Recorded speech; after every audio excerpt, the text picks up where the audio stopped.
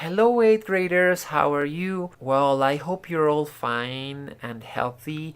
I hope you have not exposed yourselves too much out there, and well, I hope you're all safe at home. This has been a pretty weird time, right? I mean, waking up later than the usual is something nice for all of us, I guess, but still there's that little discomfort, right? Because we don't know what's gonna happen with the whole coronavirus thing. Of course, there's always a good side to everything. Being able to wake up a little bit later always comes nice to the body. Um, what else? Maybe the fact that we finish at the time we finish instead of having a school bus drive for like an hour, or I don't know, depends on how far you live, means that you finish earlier, so you have more free time, be it for video games or for reading books or for whatever your hobbies are. I hope you're having a good time, guys, and well, especially I really hope you're all safe. Um, Guys, I miss you.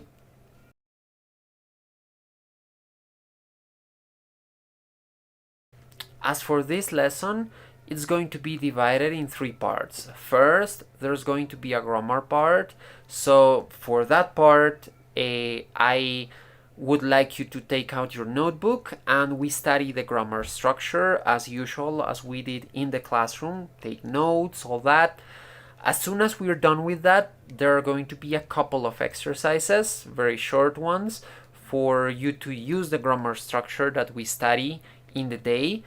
After that, there's going to be a practice part. The practice part may be a reading or a listening or, well, anything for practicing.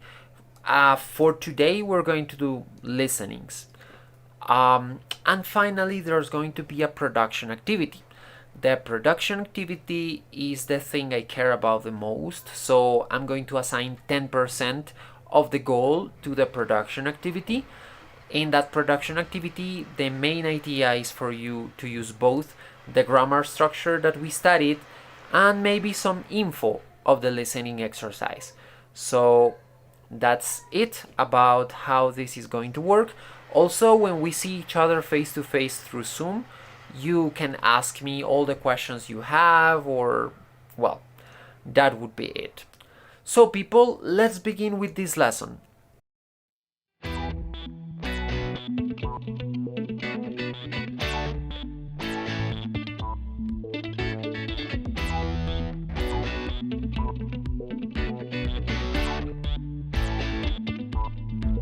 Present perfect. You're going to find it pretty similar to the past perfect that we studied in block A. Anyway, present perfect goes like this. First, a subject, whatever it is. Second, you use verb to have or has in case of a he, she, or it. So you can see on the screen the examples. Third, you use a verb and the verb is in past participle. Finally, you add an object. And there's the sentence all complete. If you need to use a negative form of it, you need to negate the auxiliary. In this case, the auxiliary is have or has. So for making any of these sentences become negative, you just have to add a not or an n apostrophe t to the have or to the has. Now let's check a question. How do we do? It goes in the following order. First, the auxiliary, then the subject, then the verb in past participle, and finally the object. If you need to ask for any specific information, then you add a WH before the auxiliary. So it is WH, auxiliary have or has, pronoun or subject, then subject, then verb in past participle, and then the object. Question mark, and we're done. Okay, people, we studied it now. You know how to use it. It's pretty straightforward, right? So, when to use present perfect, people? And why not using simple past? You know that simple past can be used for things in the past as well.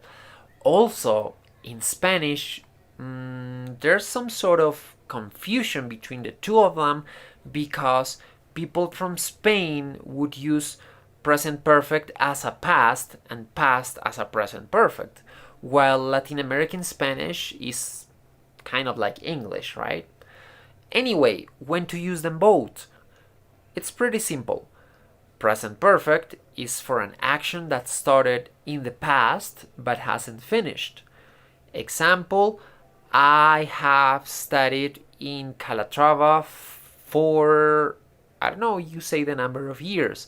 You're still studying there, which means that the action is still on. I mean, it hasn't finished, even if it started in the past. But now, what happens to certain actions that are actually finished? They can happen too. Example, I have gone to Miami 3 times. What does it mean? Why I have instead of I went?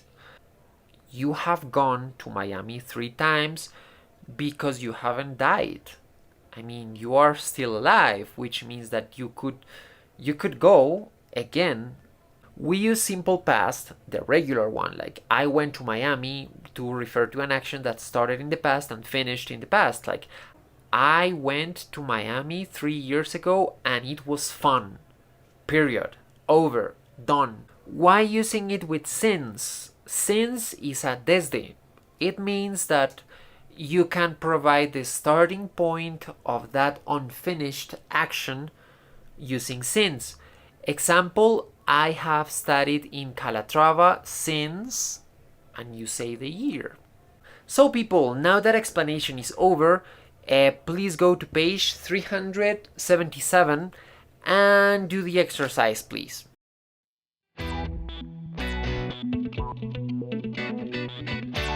Practice part, people. To get started, please go to page 274 and let's do a listening activity. The listening activity is going to be about famous people who were friends. So let's play it. Listening Comprehension 1.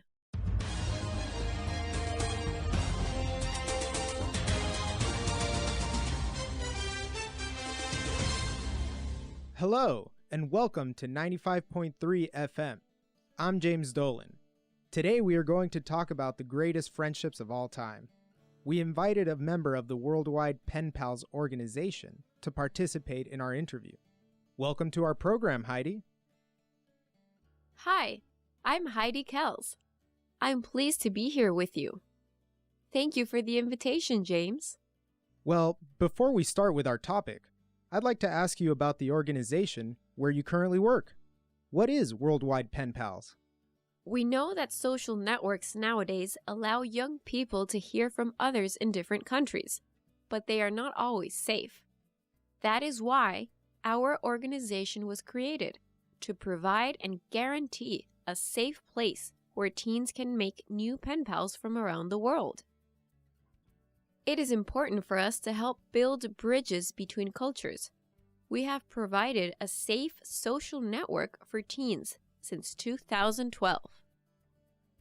That sounds good. I'm happy to know that there are organizations like this.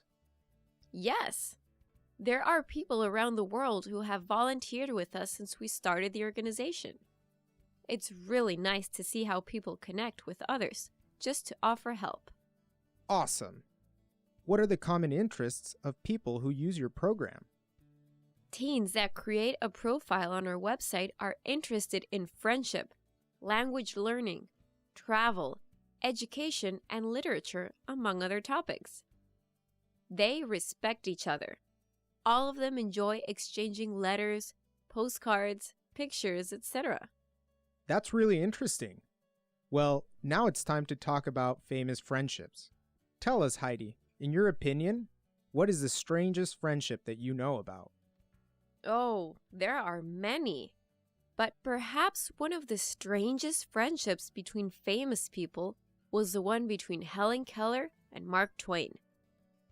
Helen Keller achieved international success in spite of the fact that she was deaf and blind. She became a writer, a political activist, and a lecturer. She met Mark Twain when she was 14 years old, when he was in his late 50s. They became really good friends. They exchanged many letters for about 15 years. Once Twain referred to Helen as the eighth wonder of the world. In one letter, he wrote to her, "Such a long time has passed since you came last time, but you are always on my mind." Wow! I would have never imagined that they were friends. Yeah, they were. And Helen also had a friendship with Alexander Graham Bell. Really? How did that happen? Alexander Graham Bell used to teach people who were deaf and mute. That was before he invented the telephone. Helen's family sent her to Washington to work with specialists, so that's how they met. They became good pals. Undoubtedly, they were on the same wavelength. They visited each other very often, and they also exchanged letters. He supported her all the time. They got to know each other very well. Once she wrote to him, "You have been very good to me since we met, and though I am mute or unable to speak, I cherish the many tokens of your love." She even dedicated her autobiography to him, "The Story of My Life." Interesting. I'm sure you have many other great stories about famous friendships. Yes, I do. We are coming back with more exciting stories. Stay tuned.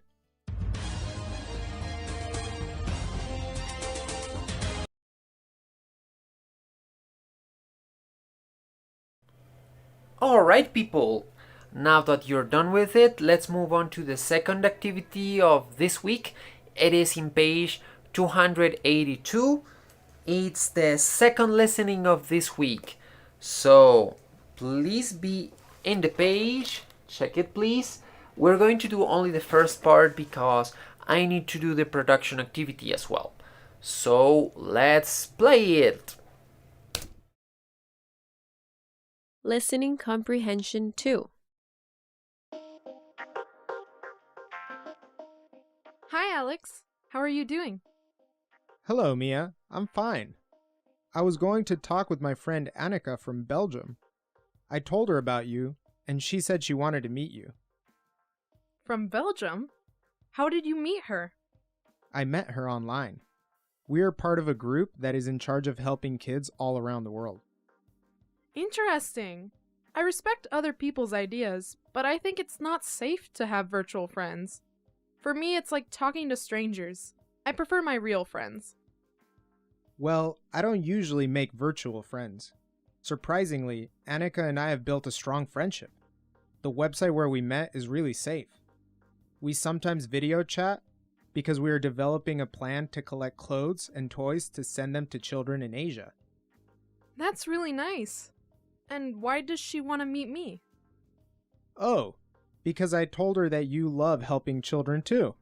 So she asked me why I hadn't introduced you before. Sounds good. Do you think I can be part of your group? Sure. Let me video call her. She said she was going to be online.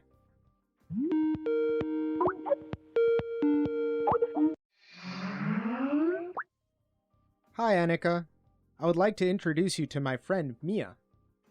Hello, Annika. It's nice to meet you. Pleased to meet you, Mia. Annika, Mia asked if she could be part of our group. Could you send her an invitation to the group? Of course. Mia, I'm sure you like our group. I need your email address. Okay. It's sunnydays@myemail.com. Send me an email with the information. I'll check it soon. I have to go to class now. Take care, you guys. Sure. Take care. We'll catch up later. See you!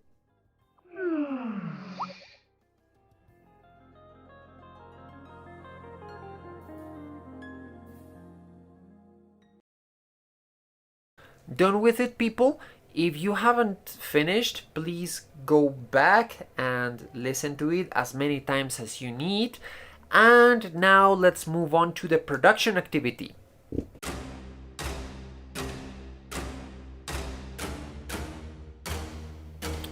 I want you to think of your best friend. Think of who he or she is. When did you meet? Why is he or she your best friend? Why not somebody else? Why is it that particular person? Do you have more than one best friend? Well, can you imagine being friends with this person for several years? Can you imagine being present in that person's lives until that person is old and so you are? I mean, can you imagine being successful and then being professionals and maybe even being famous with that person? How would that be?